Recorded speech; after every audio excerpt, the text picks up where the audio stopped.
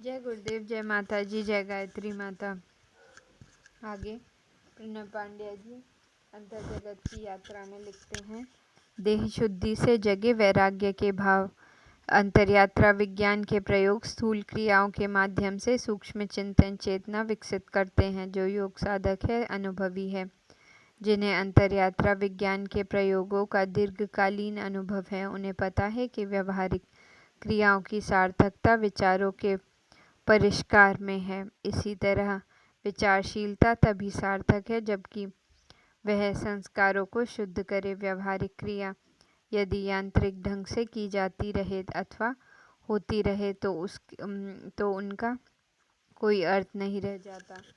योग साधक अथवा योगी वह है जो देह, इंद्रिय, प्राण एवं मन की प्रत्येक हलचल के द्वारा स्वयं को अधिक सहज और सतर्क करता है। अंतर्विवेक का जागरण ही योगी एवं योग साधना की पहचान एवं परिचय है। ऐसा ना हो पाने की स्थिति में सारी योग विधियां बाजीगरी व आडंबर बनकर रह जाती हैं। योग कथा की पिछली कड़ी में अपरिग्रह के बारे में कहा गया था। अपरिग्रह का शाब्दिक अर्थ केवल इतना है, संचय का त्याग। इसकी शुरुआत धन साधन एवं वस्तुओं के त्याग से होती है, परंतु जब योग साधक में अंतर्विवेक के करुण के साथ ही जागृत होती है, सूक्ष्म चेतना, कुछ और गहरी समझ, फिर वह साधनों के स्थान पर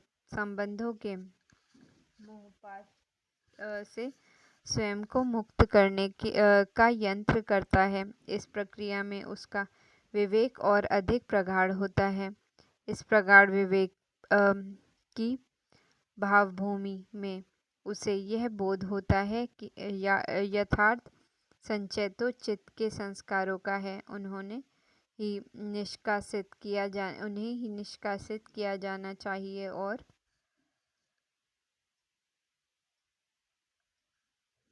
तब अपरिग्रह की यह स्थिति बनने पर उसे जन्म जन्मांतरों की कथाओं व घटनाओं का बोध होता है। महर्षि पतंजलि इस सूत्र में सोच के सच्चे, गहरे और तात्विक अर्थ को स्पष्ट करते हैं। सोच का अर्थ है शुद्धि। इसे यूं भी कह सकते हैं, मल को निर्मल करने की, अपरिकृष्ट की, परिष्कृत करने की, गंदगी को धुलकर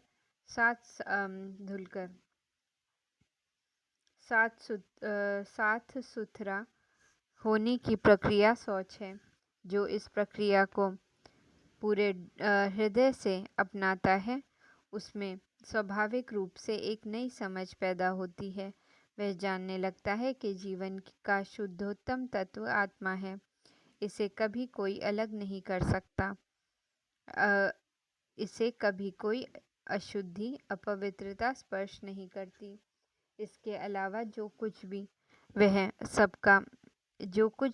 सबका सब पवित्र और अपवित्र का मिश्रण है। फिर चाहे वह सूक्ष्म अंतकरण हो या फिर शरीर, कहीं न कहीं इन सबको अपवित्रता, अशुद्धि स्वयं में लपेटे है। जाने अनजाने परिस्थितियों व कर्मों की धूल से शरीर, मन, अंतकरण अशुद्धि की चपेट में आते रहते हैं। इस सूत्र में सोच को शरीर के संदर्भ में परिष्कृत में कहा गया है। शरीर अपनी प्रकृति से अशुद्ध एवं अपवित्र है, लेकिन फिर भी यही शुद्ध एवं पवित्र आत्मा का वास स्थान है। इस सच को थोड़ा और ढंग से समझा जाए तो शरीर और आत्मा की प्रकृति भिन्न एवं विपरीत है। शरीर जड़ है जबकि आत्मा चेतन। शरीर शुद्ध है जबकि आत्मा शुद्ध। यहाँ तक कि शरीर को शरीर का संग्रह प्रिय है, जबकि आत्मा स्वाभाविक रूप से एकांत व अकेलेपन में आनंदित होती है। इन विपरीत परिस्थितियों एवं प्रकृति के बावजूद शरीर व आत्मा का मिलन ही जीवन है। जीवन का अस्तित्व तभी तक है जब तक शरीर व आत्मा का संबंध स्थापित है, अन्यथा यह संबंध समाप्त होने के साथ ही जीवन भी अपना औचित्य एवं अस्तित्व खो बैठता है। ऐसी स्थिति में योग साधक को योग साधना के क्रम में शौच विधि अपनानी पड़ती है ताकि शरीर आत्मा के अनुरूप बने विकसित हो। उसमें कम से कम इतनी पवित्रता आ सके कि वह आत्मा के प्रवेश की अभिव्यक्ति का सफल माध्यम बन सके। इस क्रम में परम पूज्य गुरुदेव अपनी चर्चाओं में कहते हैं कि योग साधना की आवश्यकता आत्मा के लिए नहीं है, वह तो स्वाभाविक रूप से शुद्ध बुद्ध एवं मुक्त है। योग साधना तो देह एवं मन के लिए ज़रूरी है, क्योंकि इन्हें अनगिन अशुद्धियों ने घेर रखा है। इन अशुद्धियों को शुद्ध करने का स्वाभाविक वो प्रारंभिक प्रयास है शौच। स्वच्छता है देह की। यह वह प्रक्रिया है जिससे देह आत्मा में प्रवेश में प्रकाश व सुगंध से प्रकाशित होने लगती है। इस संबंध में एक सच और भी है जिसकी अनुभूति हम सभी प्राय रोज व अनवरत करते हैं। देह के प्रति हमारी आसक्ति एवं आकर्षण इतना गहरा हो गया है कि हमने यह मान लिया है कि देह ही कि हम स्वयं देह हैं। देह से परे हमारी कोई सत्ता नहीं है। देह के सौंदर्य में हम अब स्वयं को सुंदर मानते हैं। देह के स्वस्थ होने से हम स्वयं को स्वस्थ महसूस करते हैं, और यदि कहीं देह बीमार हो जाए तो स्वयं को पूरी तरह से रोगी व बीमार अनुभव करने लगते हैं। लेकिन जब योग साधना के क्रम में हम सोच की प्रक्रिया को अपनाते हैं तो इस अनुभव में परिवर्तन होता है, और तब बदले हुए क्रम में हम यह अनुभव करते हैं कि हम देह नहीं हैं, बल्कि देह तो हमारा घर है।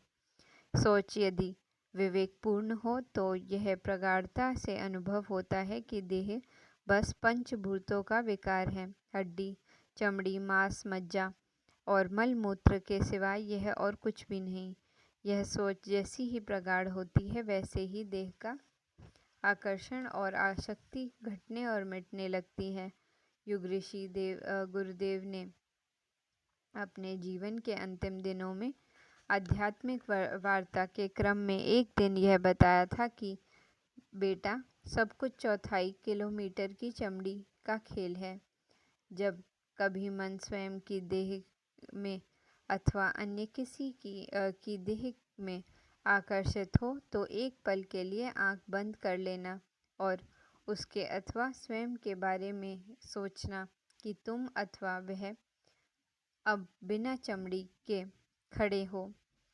बस इस एक पल में आकर्षण व आसक्ति की सारी माया समाप्त हो जाएगी। पूज्य गुरुदेव की यह ऋषिवाणी की ही देह का वह संपूर्ण सत्य है जो शौच के क्रम में अनुभव होती है। जैसे जैसे देह की शुद्धि में के प्रयास होते हैं, वैसे वैसे ही उसकी अशुद्धि प्रकट होती है, और तब जुगुप्सा जन्म लेती है। मोह भंग का भाव पैदा होता है। चेतना देह के से ऊपर उठकर आत्मा की ओर आती है। ऐसे में दूसरे के शरीर का संसर्ग पाने की चाहत स्वयं ही मिट जाती है। जय गुरुदेव, जय माता जी। आंतरिक शुद्धि खोलती है सिद्धियों के द्वार। अंतर यात्रा विज्ञान के प्रयोग योग साधक को पवित्रता की ओर अग्रसर करते हैं।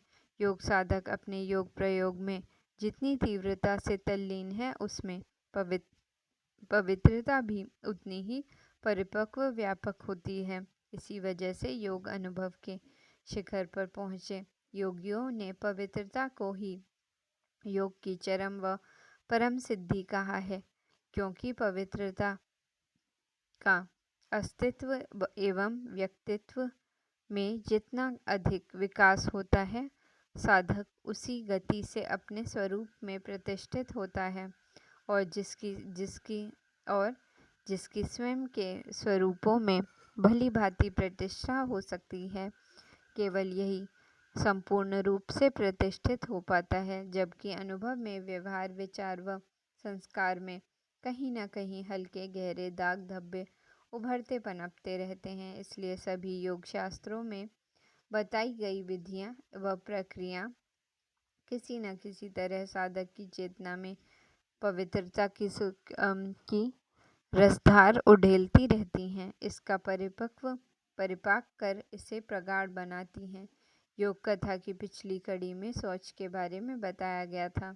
शौच पवित्रता का बाहरी रंग रूप है, जिसे यदि सही ढंग से रीति से अपनाया जाए तो देह व दैहिक संबंधों के प्रति अनासक्ति व वैराग्य का भाव पैदा होता है। जिसने शौच के इस गूढ़ मर्म को जान लिया, वह क्रमिक रूप से इसके और भी गहरे अर्थ को समझने में कामयाब हो पाता है।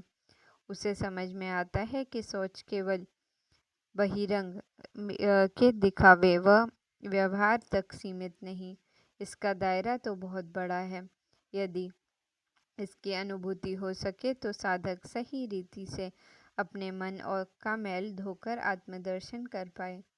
इस सत्य को स्पष्ट करते हुए महर्षि अपने अगले सूत्र में स्पष्ट करते हैं, जिसने अपनी योग साधना में शौच का मर्म समझ लिया, उसे आत्मसात कर लिया, केवल वही मानसिक परिष्कार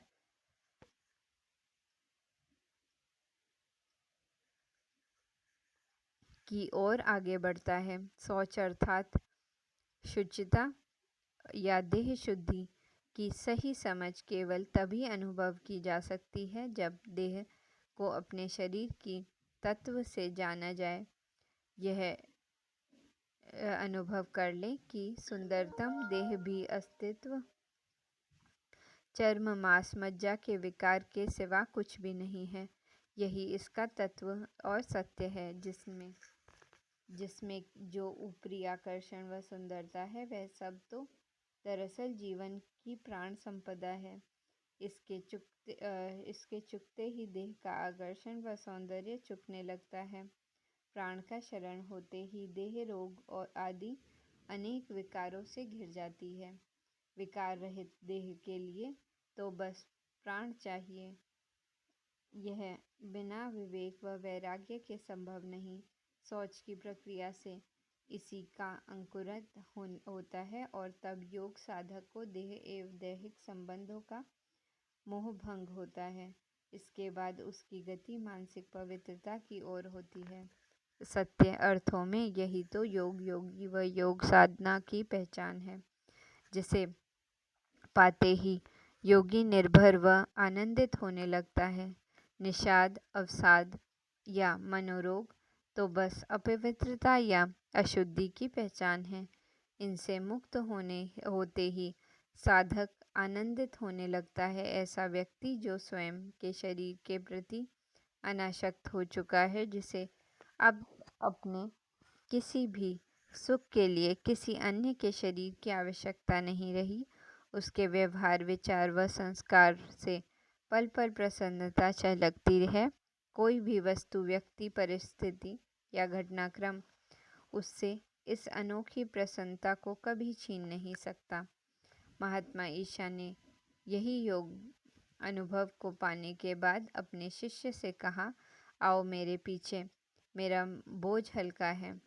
वे सब के सब जो भारी बोझ तले दबे हैं, आए मेरे पीछे आए, मैं उन्हें भी निर्भर कर दूंगा। योग विद्या के अनुभवी जन कहते हैं कि दुख, उदासी, तनाव व विषाद तो दरअसल रोग नहीं, बस राग का साधारण लक्षण है। रोग तो यह है कि हम कहीं न कहीं गहरे में शरीर से बंधे हैं। शरीर व शरीर के संबंधों के प्रति गहरी आसक्ति से रोग की मजबूत डोर हमें बांधे है। यह खुले, इससे छूटे तो मानसिक परेशानियां भी हटें और मिटें। सोच से सही संभव हो पाता है देह की आसक्ति टूटने हटने मात्र से सूखे बंजर मन में फिर से प्रसन्नता व अंकुर फूटने लगते हैं। यौगिक जन कहते हैं कि यह प्रसन्नता व्यक्तित्व का आधारभूत सद्गुण है। इसके पनपते ही चित्त सहज की एकाग्रता हो जाता है और एकाग्र व्यक्ति की इंद्रियां सहज वश में हो जाती हैं और तब वैचारिक द्वंद्वों एवं भावनात्मक विक्षोभों से मुक्त हुआ व्यक्ति स्वतः ही आत्मदर्शन पा लेता है। इसके पीछे कारण यह है कि यदि मन की प्रसन्नता तिरोहित होती है तो कहीं न कहीं गहरी मानसिक अशुद्धि का शिकार होता है। कहीं न कहीं इसमें ईर्ष्या, द्वेष, परनिंदा पनप रहे होते हैं। सद्गुरु स्मरण और सद्गुरु की पावन चेतना में स्मरण से ये सभी दोष दूर होने लगते हैं। इस विधि से उसको बंटा बिखरा मन फिर से एकजुट और अटूट होने लगता है और तब स्वयं के अंतःकरण में होने वाली उथल पुथल स्वतः ही शांत हो जाती है। विचारों के द्वंद्व हटने मिटने लगते हैं। इसी के साथ शांत होने लगते हैं भावनाओं के विभोग, विक्षोभ व उफान। जिसके विचारों में द्वंद्व नहीं है, भावनाओं में विमोक्ष नहीं है, उसके मन की एकाग्रता भी सहज होती है। इस एकाग्रता से साधक के मन की बाहरी शक्तियाँ जैसे कि स्मरण शक्ति और आंतरिक शक्तियाँ जैसे कि अंतर्दृष्टि सहज ही विकसित हो जाती है।